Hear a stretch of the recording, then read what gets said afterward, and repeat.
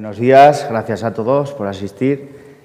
Bueno, yo soy Guillermo Masi, como ha dicho Alejandro, soy agricultor de Navarra. Gestiono la explotación de unas 100 hectáreas de regadío por aspersión y unas 80 hectáreas de secano. Creé un poco una cuenta en Instagram, ¿no? Pues para intentar conectar el desconocido mundo de la agricultura, ¿no? con la sociedad, porque yo creo que al final hay mucho desconocimiento y si no somos nosotros los que contamos cómo hacemos las cosas, lo bien que trabajamos, ¿no? Y pues eso, pues quiero contarlo y para que la sociedad sepa un poco cómo producimos. Os pongo un poco en situación. A ver. Bueno, soy de la zona media de Navarra, un pueblo en Peralta. Mi pueblo está a unos 300 metros de altitud. Igual las condiciones para hacer los cultivos que yo hago pues no son las de aquí, ni mucho menos. Pero bueno, yo os voy a contar mi experiencia, la organización que tengo de mis cultivos y la estrategia que sigo. Yo al final estoy solo y entonces pues me tengo que valer de hacer una buena estrategia, una buena organización para ser lo más eficiente económicamente y lo más rentable posible.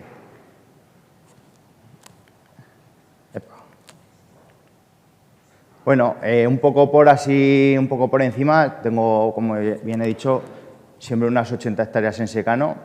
Mi zona es una zona semiárida, donde las precipitaciones pues son bajas, entonces tengo que aprovechar los recursos que tengo y suelo utilizar una siembra directa, principalmente pues eso, suelo hacer siembra directa de trigo, de cebada. Suelo meter algo de guisante por el tema de la PAC, no porque sea rentable, sino por cumplir un poco con los ecoregímenes. Y eso es un poco lo que hago así, a grosso modo, en secano, que no es... Cada año es un mundo y tenemos que intentar un poco aprovechar pues, los bajos recursos que tenemos de agua, ¿no? Y con la siembra directa yo creo que es un buen método, ¿no? De aprovechar esos recursos bajos. Y aquí está donde está el mejunje de la cuestión. Pues hago en mi explotación una rotación intensiva de cultivos extensivos. Como bien he dicho, pues tengo todo cobertura enterrada y aunque el año agrícola empieza en septiembre, bueno, yo voy a empezar desde lo que acabo desde enero, que es el año que llevo. Bueno, la semana pasada, bueno, por poneros un poco en situación antes de empezar con el cultivo, en la zona en la que yo estoy hay una industria agroalimentaria bastante potente. Entonces sí que hay bastante diversidad de cultivos y hay muchas opciones que te dan mucho juego pues, a la hora de hacer una rotación de cultivos. La primera siembra que acabé justo el viernes de sembrar, sembró en regadío guisante para industria agroalimentaria, en este caso va para una conservera, para la industria del consumo humano y sembramos el guisante en enero. La siguiente cosecha que ya sembramos en noviembre y que voy a recolectar, como bien he dicho, como estoy solo, me tengo que organizar un poco para que no me vengan todos los cultivos a la vez y ir escalonadamente pues, preparando la tierra para los siguientes cultivos. La primera cosecha que vengo haciendo es a finales de marzo, principios de abril. Pongo espinaca para la agroindustria. Es un cultivo que me gusta. Muchas veces le damos un segundo corte. Normalmente le dan un corte y si el año acompaña las temperaturas, pues a veces le dan un segundo corte, pues que así de esa manera pues incrementamos un poco la rentabilidad. El cultivo de la espinaca es un poco peculiar, también hay que tener cuidado con el tema de las malas hierbas porque los herbicidas, bueno, es un cultivo minoritario como antes he hablado y estamos ahí con los herbicidas un poco limitados. Pero bueno, poco a poco, rotando las parcelas, pues vamos sacando adelante nuestros cultivos. Luego tengo las habas, que para finales de abril estamos cosechando las habas. En este caso también es para la industria, para una congeladora. Van destinados al cultivo a la industria agroalimentaria. Y el cultivo de las habas, lo bueno que tiene, bueno, pues como todas las leguminosas, ¿no? Pues que se están nitrogenando la tierra de forma natural y luego es una buena opción de cultivo. A mí me gusta. Después de estas dos primeras cosechas, hago siempre siembras de abril, mayo y primeros de junio. Normalmente suelo meter maíz grano. En este caso, pues eso, me aprovecho del nitrógeno que nos deja las habas pues para conseguir un buen maíz. Normalmente solemos sembrar aquí ciclos 600, 700 en abril, Vamos bajando hasta mayo 600 y 500 en mayo y luego junio sembramos un ciclo 400 más o menos. Las siembras de junio son, o sea, la producción de junio es más baja, ¿no? Lógicamente, pero bueno, nos aprovechamos de los residuos que nos deja la espinaca y, y el nitrógeno que nos aporta las habas, ¿no? Para conseguir una buena cosecha de maíz. Después de la cosecha de las habas y la espinaca y ya haber sembrado el maíz grano, luego nos viene a últimos de mayo el cultivo de guisante. El cultivo de guisante lo cosechamos y después nos viene a primeros de junio, más o menos la primera quincena, la cebada. Cebada, trigo y colza, como luego veréis.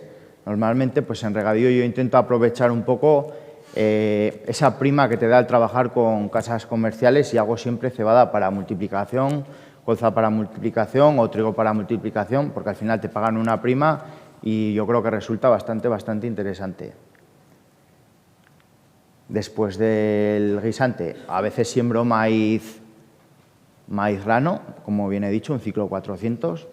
En mi zona veo que crece mucho, hace bastante calor y crece muy rápido el maíz y se hacen plantas muy altas. Claro, en mi zona también hace bastante aire y hay que tener cuidado con la elección del material que sembramos porque si no luego al coger tanta altura el maíz muchas veces tenemos problemas de que se nos cae. Después de cebada ya me decanto siempre por sembrar maíz dulce. Creo que es un buen cultivo y en mi zona hay una industria que se dedica a la producción del maíz dulce para conservas y es un buen cultivo porque se hace en 90 días y me da mucho juego a la hora de luego meter otra tercera siembra al año. En este caso, siempre después del cultivo de la cebada, siempre que se puede, porque esto de la siembra directa, o sea, esto tiene como todo, esto tiene su misterio, luego veremos un poco más adelante, pero siempre que puedo hago siembra directa de maíz dulce o maíz grano después de cebada. ¿Por qué? Porque yo veo que, por ejemplo, si trabajamos la tierra, la descomposición de la paja me frena mucho el desarrollo del maíz.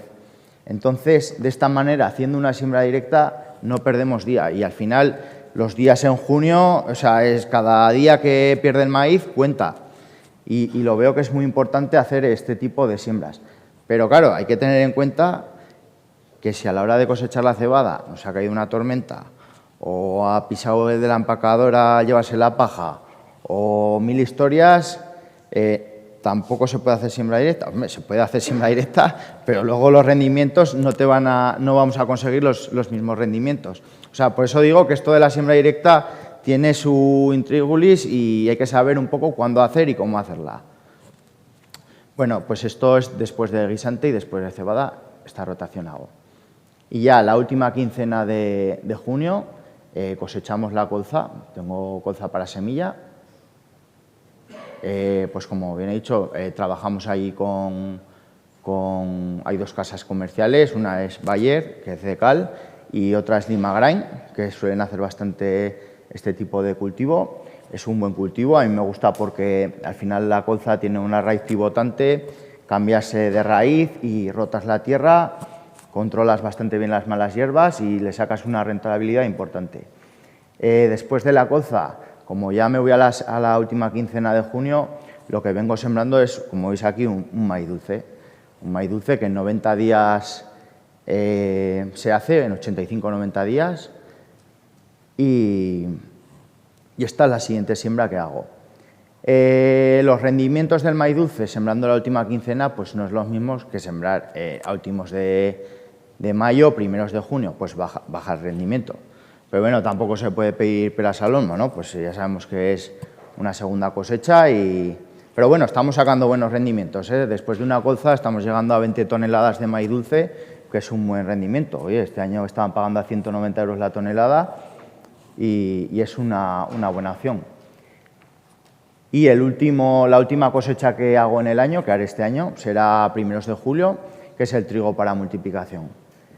Suelo trabajar, pues como bien he dicho, para hacer multiplicación de trigo cosechamos a primeros de julio el trigo y después de la cosecha del trigo normalmente suelo sembrar alubia verde. Alubia verde en este caso era pochas para una empresa congeladora también y a veces también sí que he sembrado maíz dulce después de trigo, que también es otra buena opción en siembra directa.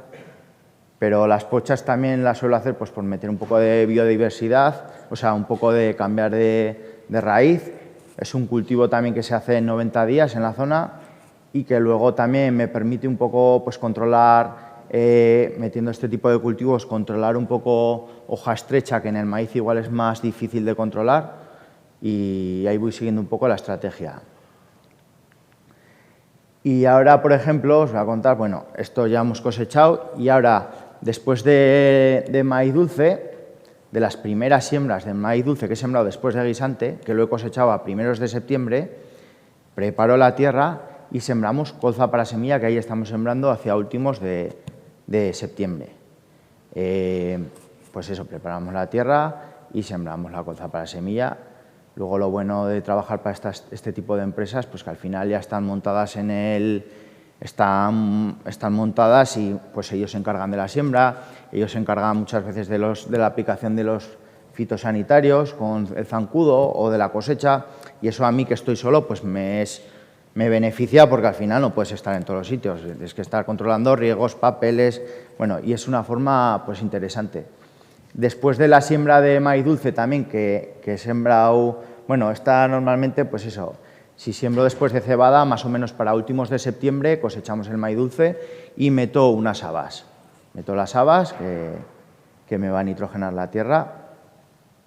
Después de maíz dulce también siempre, porque después de maíz grano no quieren por el tema de las zarpas, metemos espinaca.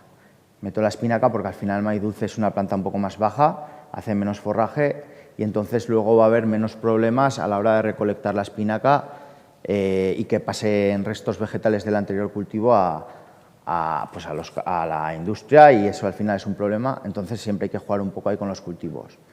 Y luego ya después del maíz grano siempre siembro cebada, trigo, pues en noviembre, y luego ya vuelvo a hacer el ciclo del guisante en enero. Y esto es un poco la organización, la estrategia que tengo de siempre tener un cultivo en la tierra, hacer una doble cosecha. Este año, por ejemplo, he conseguido hasta hacer 3 cosechas. Una parcela tuvo espinaca, quitamos la espinaca en abril, sembramos grelos también para una congeladora y a principios de junio cosechamos los grelos y aún metí un maíz grano. Y bueno, es una forma interesante de rentabilizar la agricultura. Al final tenemos un activo y hay que sacarle provecho. Y epa.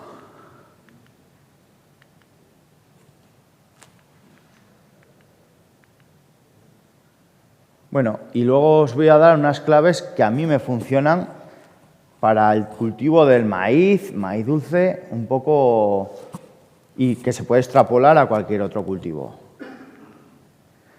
Bueno, en el cultivo de maíz yo creo que la clave para sacar un alto rendimiento es hacer una siembra perfecta. O sea, y una imagen vale más que 1000 palabras. Esto es un ensayo de unas banderitas que pusimos que me mandaron de Precision Planting, y os animo a que vosotros mismos probéis, que simplemente el ensayo consta de ir a la parcela y poner una banderita, o sea, el día que ha nacido, poner, por ejemplo, la banderita verdes del día 1. Al día siguiente vas a la misma hora, más o menos, y ves las plantas. Entonces, la que ha nacido el día 2 le pones la banderita. La que ha nacido el día 3, la banderita amarilla. Y ahí ya se puede ver claramente, o sea, el desarrollo del maíz al final tú lo ves y tiene la misma altura, y dices, bueno, de fuera todo se ve muy bonito, ¿no? Ves toda la misma altura. Pero luego abres la mazorca y ya vemos la del medio, cómo es del día 1, la del día 2, cómo está perdiendo ya rendimiento, y ya la del día 3, que va a rebufo de estas dos, pues es que al final se están comiendo al final los nutrientes, va siempre al culo, por así decirlo, ¿no? Y estamos viendo cómo ahí estamos perdiendo rendimiento. Entonces yo creo que la siembra es clave, o sea, es una clave para sacar un alto rendimiento en maíz. Y eso os animo, si es interesante estos tipos de ensayo, ¿no? Te dan otra visión de lo importante que es hacer una buena siembra, preparar bien la tierra y utilizar una buena sembradora. Luego el control de las malas hierbas en el cultivo del maíz, aplicar herbicidas que funcionen, pues un campo sin malas hierbas o con las menos posibles, pues al final es clave, o sea, es clave en el rendimiento. Luego el tema del control del agua. Al final el maíz es un cultivo bastante demandante de agua y creo que los riegos son fundamentales. Luego, aparte, tenemos que controlar también el agua. En estos tiempos que la sequía al final nos está cogiendo a todos, creo que hacer un buen uso eficiente del agua pues es fundamental, pues para tener agua para regar o para los años venideros, porque con la sequía no sabe lo que se puede pasar. Entonces yo tengo todas las parcelas con un telecontrol, tengo todas las parcelas controladas y estoy viendo en cada momento cómo me van regando los sectores con este telecontrol, que es una herramienta así fundamental, para ver si, como al final regamos por la noche, para ver si me ha regado bien, si se ha caído la presión porque ha habido un fallo en un solenoide o porque ha habido un fallo de presión en la red, por lo que sea. Pero bueno, como no estamos ahí, pues esta herramienta nos da esos datos para ver si hemos hecho un riego correcto. Luego también utilizo la aplicación de FieldView, que con los mapas de satélite de las temperaturas así de la estación más cercana, pues me está haciendo unas prescripciones de riego que es bastante acertada. Aquí lo bueno sí que veo yo, pero bueno, a toro pasado pues todos ponemos banderías, ¿no? Pero sí que lo bueno hubiera sido haber montado los riegos un poco sobre la estructura de la tierra, ¿no? Porque al final aquí los riegos los montan sectores cuadriculados y lo bueno sería hacer pues sectores acordes a la estructura de la tierra, ¿no? Pues zonas de tierra más arcillosa, pues un sector, tierras más ligeras otro sector, pero bueno, eso sería el riego perfecto. Pero bueno, nos tenemos que adecuar a las circunstancias y hacer lo que... O sea, y utilizar el riego con los medios que tenemos.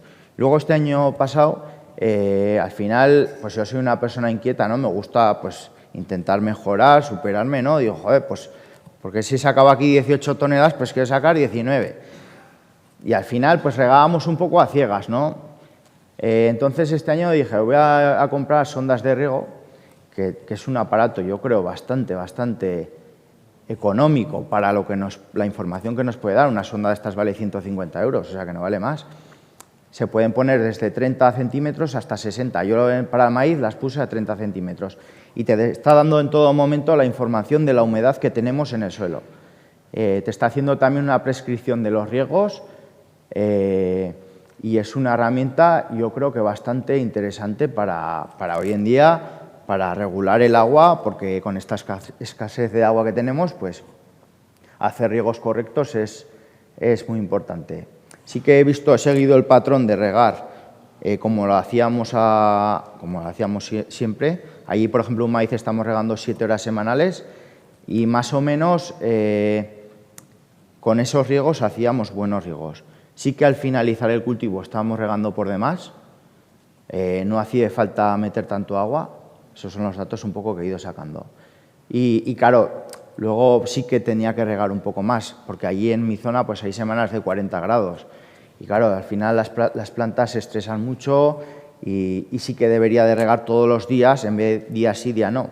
Pero al final tenemos unas normas en la comunidad de regante, la red de distribución del agua tiene un caudal y no podemos regar tampoco todos como nos dé la gana. Entonces nos tenemos que adecuar un poco a las circunstancias que tenemos. Pero bueno, está la combinación del telecontrol, el FieldView y las sondas de riego para hacer riegos en cualquier tipo de cultivo y hacer riegos acertados, yo creo que es fundamental. Luego, una forma bastante interesante que yo he visto que con los años ganamos producción al maíz es repartir el nitrógeno. Por norma general, bueno, yo suelo coger análisis de diferentes parcelas, un poco ver cómo tenemos los nutrientes, ¿no? En cada parcela. No cojo todos los años de la misma parcela, pero voy rotando un poco. Pues cada año cojo de 2 o 3 y así voy teniendo información. con eso hacer un poco un abonado pues, eficiente y ser un poco también lo más sostenible posible. Y luego el tema del nitrogenado, sí, como os he dicho antes, sí que veo claro yo que se gana rendimiento haciendo un reparto del nitrogenado en cuanto a las necesidades de la planta. Por norma general, yo por falta de tiempo, la primera mano del abonado de cobertera la suelo meter con la abonadora. Estas abonadoras que ya te hacen corte de tramos y te hacen una distribución perfecta del abono, pues va bastante bien y hacemos un buen abonado. Y luego la técnica que suelo utilizar yo, luego hacer fertirrigación por el riego, con este carro que tenemos exclusivo solo para hacer fertirrigación. 15 días antes más o menos de la floración le inyecto una mano de N32, lo inyecto por el riego y el maíz lo agradece. ¿Qué sería bueno otros 15 días después de la floración? Pues hacerle otra mano de N32, pues sería yo creo lo ideal. Pero lo que pasa es que por falta de tiempo, por falta de, sobre todo, de horas en el día, pues tampoco lo puedo hacer. Pero bueno, esto por un lado, el tema del abonado. Sí que este año, llevo ya un par de años probando, que me parece interesante de contar, ¿no? El tema de los microrrizas o tema de bacterias que atrapan del nitrógeno del aire, por ejemplo, y lo ponen a disposición de la planta. Y estoy viendo bastante buenos resultados. Yo creo que al final, como nos están quitando un poco con zonas vulnerables a nitratos y demás, nos están un poco limitando este tipo de aplicaciones, pues hay que buscar un poco, darle la vuelta y buscar otras soluciones. Y bueno, por ese tema estoy encontrando que me he llevado sorpresas agradables, de que funcionan bien, reduciendo parte del nitrógeno y echando menos N32 en este caso, pues está saliendo por lo menos está saliendo el mismo rendimiento que haciéndolo de la manera tradicional. Luego también pues la cosechadora la tenemos con bueno, me cosecha una empresa de terceros, pero bueno, tiene su mapeo de rendimiento. Y aquí esto nos da una información, pues yo creo que bastante valiosa. Al final nosotros como agricultores, yo ya conozco mis parcelas, dónde tiene alto potencial, dónde me va a fallar porque hay salitre o porque me ha fallado un riego, ya las conozco, pero bueno, nos da una información bastante buena para en este caso si quiero hacer un abonado variable o una siembra variable o tener la información de por qué me ha fallado ahí, o igual tengo una fuga y no la he encontrado, o sea, es una información positiva. Y este es un poco así, a grosso modo, podría estar hablando mucho más, pero bueno, la organización y la gestión de los datos y de mis cultivos, pues para intentar hacer una agricultura rentable, una agricultura lo más sostenible posible y lo más eficiente posible. Y luego, pues había hecho una pregunta, a ver si creéis que con este trabajo de rotación de cultivos se puede realizar una agricultura sostenible y rentable al mismo tiempo. No sé lo que os parece, ahí os lo dejo. Ya entiendo que cada zona es un mundo, pero bueno. Y luego sí que me gustaría terminar, pues un poco como estoy viviendo de primera mano, pues todo esto del tema de las reivindicaciones, ¿no?, que estamos llevando los agricultores.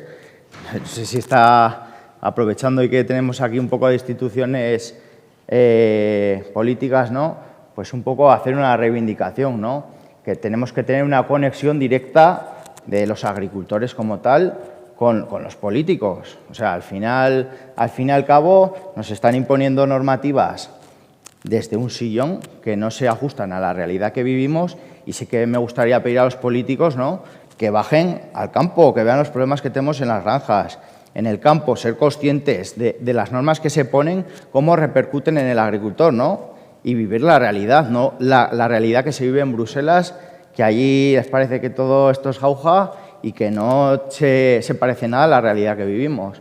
Y eso es un poco la reivindicación pues, que me gustaría hacer, como estamos haciendo todos los agricultores, ¿no?, para intentar pues, seguir haciendo lo que mejor sabemos hacer, que es producir alimentos y no convertirnos pues, en meros jardineros del medio ambiente que con estas políticas nos están llevando a eso. Y esta ha sido un poco mi presentación. Espero que os haya gustado y que os haya servido un poco tomar unas ideas de lo que me funciona a mí.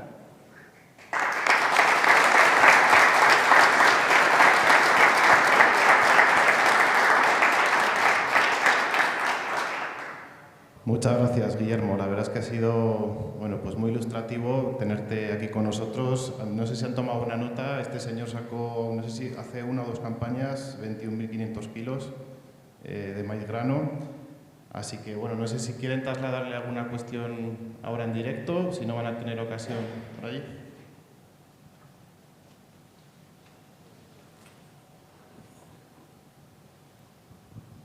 Hola, buenos días. Yo quería saber, has dicho que has visto cosas positivas con el uso de micorrizas y con el uso de bacterias fijadoras.